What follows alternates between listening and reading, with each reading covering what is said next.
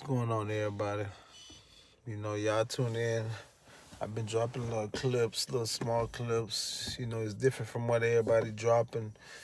It's just basically telling you what's going on, my personal opinion. I don't even look at the game just like everybody look at the game. I look at the game from a 360 angle. You know what I'm saying? So y'all tune in to my little clip.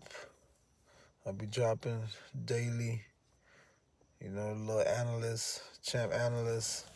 Just drop little small bangers for y'all. Well, just sharing stuff y'all need to hear. If you need to hear more, just go in the message. Just leave me a message or let me know what's going on. A lot of people been dropping stuff and asking me, hey, drop this, talk about this. It's like Colorado little spring game they just had going with Coach Prime. That's a buzzer. Everybody talking about Coach Prime. They want to see what he's going to do in his 4th year.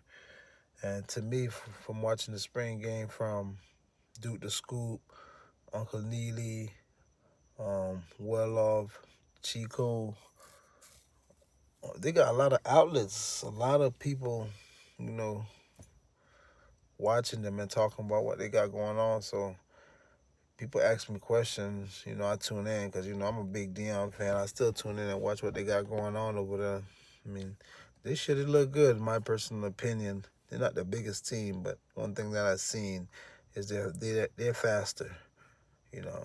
Last year they looked, like I tell everybody, last year they looked good, but Coach Prime wasn't around for the main spring. But he's around for the main spring now, and those guys is moving fast.